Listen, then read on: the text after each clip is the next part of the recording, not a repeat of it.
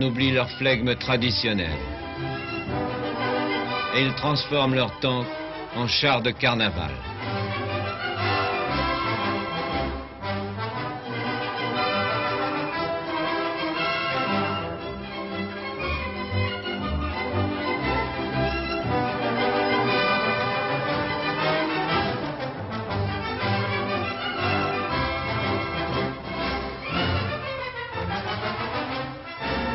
Le 28 juin 1919, le traité de paix est signé à Versailles.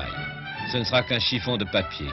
Mais pour le moment, les badauds se contentent d'admirer les superbes voitures des plénipotentiaires. Les belles américaines, comme cette Pierce Arrow.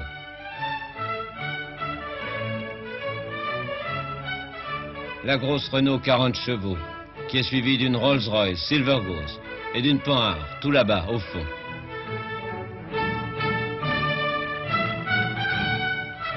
Et voici maintenant les vedettes de la politique. Georges Clemenceau, le tigre, le père la victoire. Mais ce n'est pas possible. Il n'est pas venu en Rolls. Mais si, parfaitement, en Rolls. Voici le Premier ministre britannique, Lloyd George, et son épouse. Et le président des États-Unis.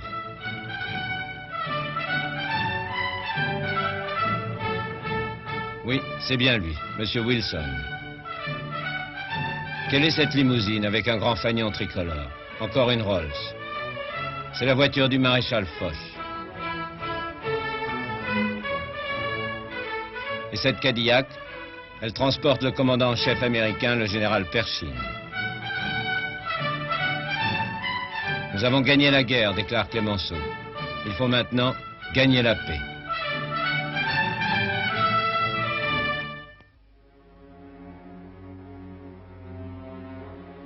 L'Europe est détruite, saignée à blanc. 9 millions de morts. Tout un monde s'est écroulé sous les ruines. L'Empire d'Autriche-Hongrie, l'Empire d'Allemagne, l'Empire des Tsars. Partout, c'est la famine, la misère, la révolution. En Russie, les bolcheviks ont pris le pouvoir à Saint-Pétersbourg. Les soviets d'ouvriers et de soldats font la loi.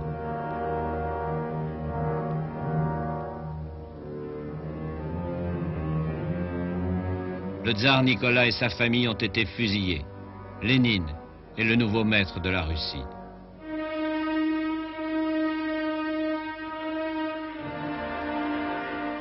Les armées blanches des généraux Dénikine, Koltchak et Wrangel, soutenus par les puissances occidentales, luttent contre les Rouges avec leur régiment de Cosaques.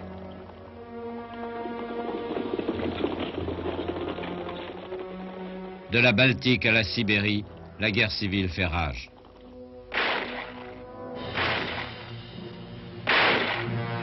Léon Trotsky, le compagnon de Lénine, organise l'armée rouge et en 3 ans l'amène à la victoire.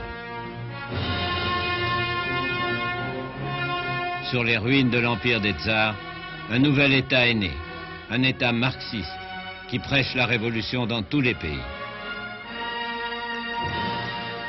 En s'installant au Kremlin, Lénine a pris possession du parc automobile des Tsars. Il se promène maintenant en Packard V12 ou en Fiat 4 litres 4.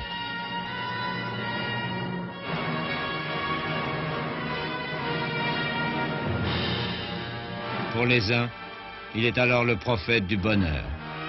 Pour les autres, l'homme au couteau entre les dents.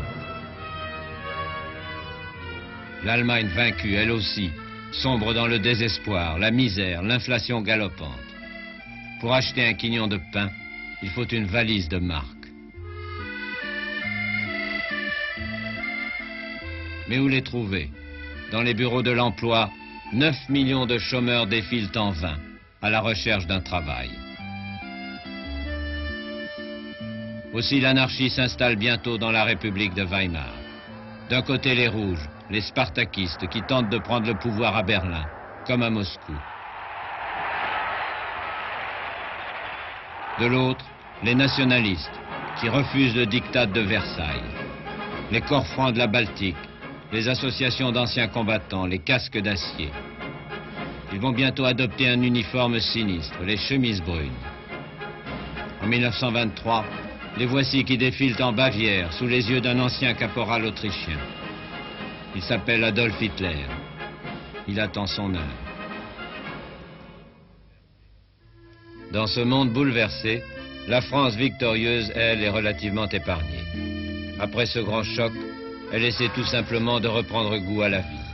Manger, dormir et faire des enfants, comme l'écrit Drieux-La Rochelle, qui a 20 ans. Les rues de Paris ont repris un petit air pimpant.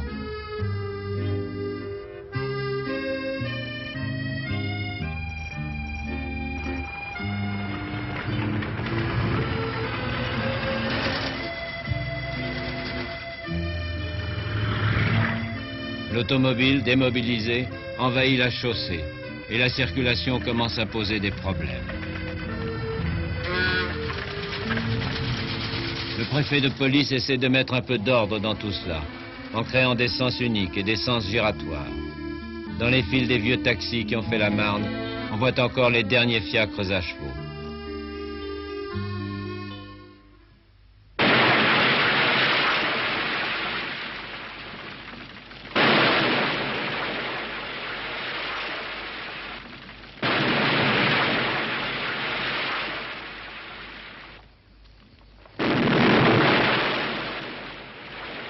Et maintenant, au travail.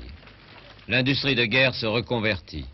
Quai de Javel, André Citroën transforme ses usines où il fabriquait des obus. Il a décidé de se lancer dans l'aventure automobile. Ce nouveau venu veut fabriquer des autos comme il a fabriqué des obus, à l'américaine. Il commandera ses machines aux États-Unis et prendra modèle sur Henry Ford. Comme lui, il veut lancer une voiture populaire. Un modèle unique.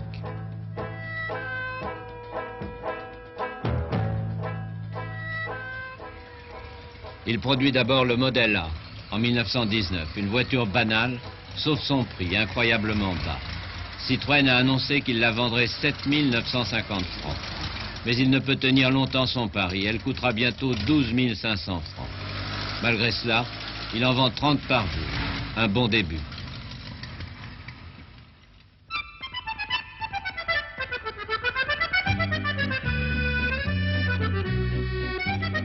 On danse à nouveau dans les rues de Paris pour le 14 juillet.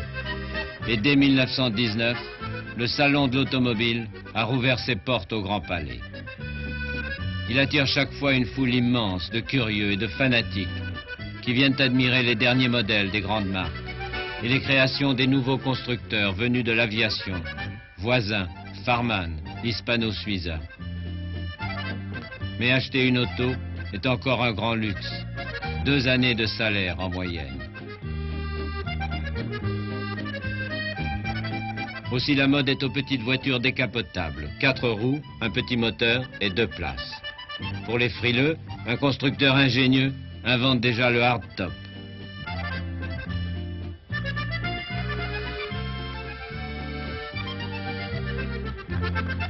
Et la réclame, comme on dit alors, se lance dans le cinéma. Elle fait appel au grand comique Dranem pour ses premiers films publicitaires. Ça prend ta voiture, Arthur, ben qu'est-ce que tu fais? Toi, je parie que t'es encore ennemi du progrès. Tu n'as même pas ta Renault, ta Citron ou ta Peugeot, même pas ta petite 2 cylindres, parce que t'es à plein de jeux. Moi, depuis que j'en ai une, je te le dis franchement, si chaque jour je n'écrasais pas 2-3 passants, eh bien, je te l'avoue, c'est vrai, dans la vie, je m'embêterais. T'as pas ta voiture, Arthur, ben qu'est-ce que tu fais? En face du Grand Palais, les badauds ne cessent de s'émerveiller devant les belles voitures de luxe d'avant-guerre. Les Delaunay-Belleville, les Renault, les Panhard, les Ford. On peut toujours rêver. C'est gratuit. 1921. Dans une superbe Voisin, le président de la République, M. Mitterrand, vient visiter le salon, où M. André Citroën lui fait les honneurs de son stand. Et il lui présente sa dernière née, la 5 chevaux.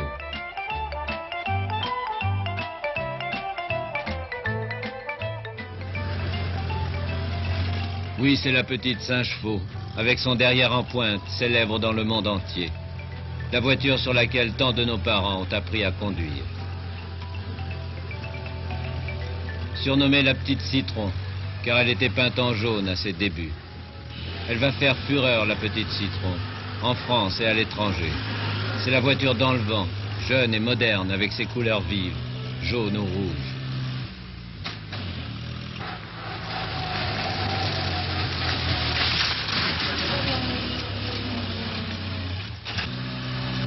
« 850 cm3, 60 à l'heure et un crevard. Le tout pour 10 000 francs.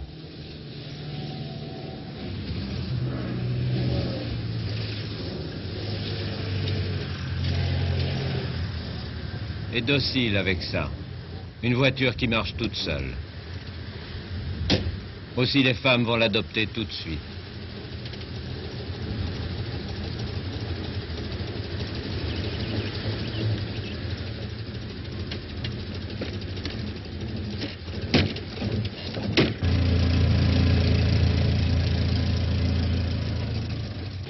En 1924, Citroën fera un autre modèle à 3 places qui sera baptisé la Trèfle.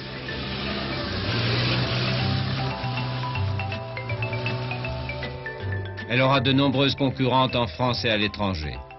La 6 chevaux Renault, par exemple. Une copie allemande, fabriquée par Opel et baptisée la Grenouille, parce qu'elle était peinte en vert. Enfin, la plus célèbre, une anglaise, l'Austin 7, la bébé Austin. Moi, je répondais, tu peux faire tout ce que tu veux. À cette époque, Miss Tinguette triomphe au Casino de Paris en chantant Mon homme. Traîne-moi par les cheveux, c'est mon homme. Son homme, c'est un jeune chanteur gigolo qui s'appelle Maurice Chevalier. Recevoir des coups de mon homme. Sans rien dire, j'ai calté, m'écrayant de lire. La Miss s'est acheté sa première voiture, une quadrillette Peugeot, une des concurrentes de la 5 chevaux. Une autre petite voiture qui a l'air d'un jouet et qui permet aux amoureux de s'évader à la campagne. J'ai eu des hauts, des bas. Oui, mais le passé, maintenant je veux l'effacer. Pareil, j'ai la vinette de ma petite Tinguette. Comme elle a fait qui était, je veux changer. Je suis une blondinette très coquette et antiparie. On suit, gentille blondinette, petite en trompette, comme il est gentil. Mais oui, hé, là-bas, monsieur le sergent de ville, regardez la fuite de ces imbéciles. On me suit, ils promettent des châteaux, des perles et des autos. Et puis, ils me donnent la peau. Et t'en es dans le faubourg Saint-Denis. Je suis comme la Miss du vrai gosse de Paris. Les refrains, tendres et moqueurs, c'est toute ma vie et je les connais par cœur. À l'époque où André Citroën introduit la production en grande série, d'autres véhicules sont encore faits à la main.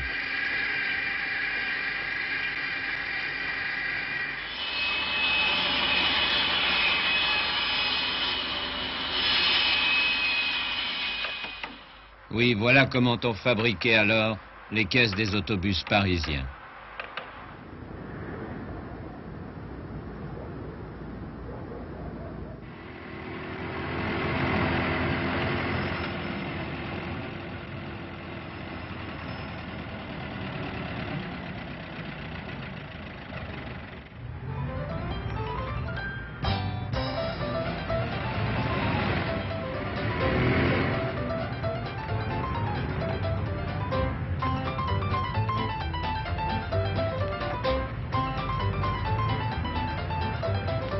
Avec le développement des transports en commun, la circulation dans Paris devient encore plus difficile. Alors les sergents de ville, qui n'étaient pas faits pour ça, doivent s'en mêler et apprendre un nouveau métier.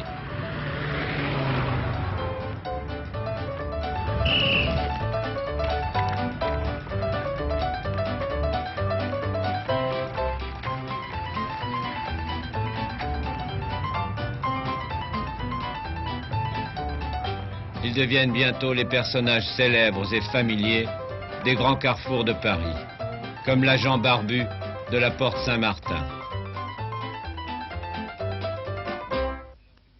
En Italie, alors que Mussolini et ses chemises noires s'apprêtent à marcher sur Rome, M. Agnelli, fondateur de la Fiat, inaugure en 1919 à Lingotto, près de Turin, une nouvelle usine ultramoderne.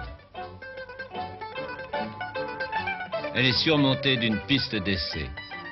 Une idée un peu folle. La fabrication se fait de bas en haut, d'étage en étage. Et les voitures terminées sortent par le toit sur la piste.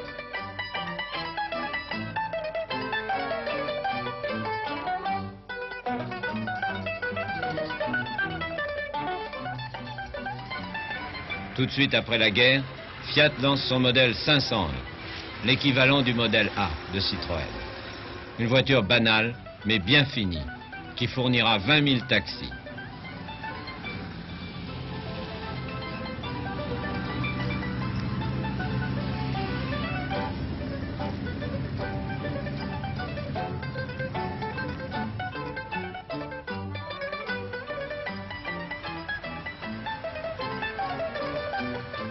En 1925, il sort son modèle 509, une autre paire de manches.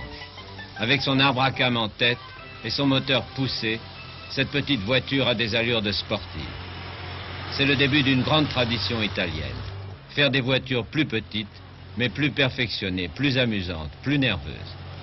Les Italiens misent sur leur esprit inventif et sur leur génie de la mécanique. Agnelli inaugure avec elle la vente à crédit. En 4 ans, il en vend 90 000, dont beaucoup à l'exportation.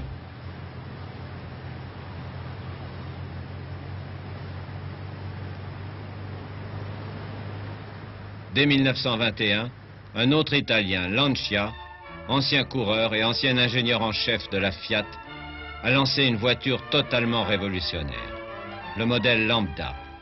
C'est la première voiture au monde à carrosserie monocoque, sans châssis. Lancia en a eu l'idée à Gênes, en regardant les coques des navires. Un chef-d'œuvre de technique et d'élégance. Dans chaque élément de cette voiture, il y a une idée nouvelle.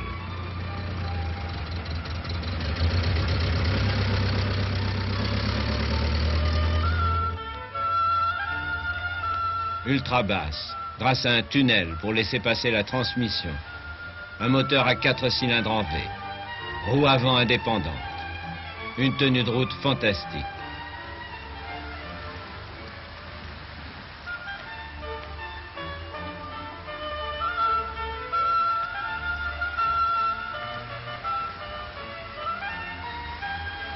Voilà l'étonnante voiture qu'a dessinée avec son patron Lancia, l'ingénieur Battista Falchetto, qui a 84 ans aujourd'hui. Monsieur Lance m'a demandé de construire une voiture sans châssis, avec possiblement les freins antérieurs, avec des suspensions de roues antérieures indépendantes et avec un porte-bagages, un coffre porte-bagages solide pour la rigidité de la voiture et avec un tunnel pour abaisser le plein de châssis. Cette construction, cette étude a duré presque 6 mois. Et le 1er septembre 1921, nous avons essayé la voiture, nous sommes allés à Mont-Cenis, nous avons essayé la voiture comme ça.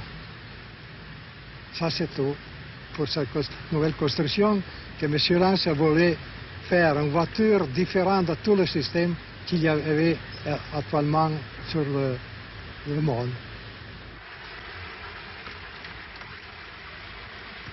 Et vous avez réussi, Monsieur Falchetto. La Lambda avait 20 ans d'avance sur son temps.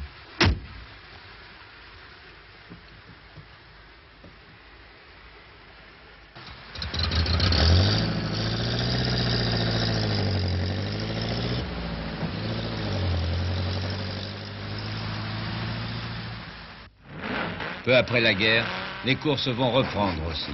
En 1921,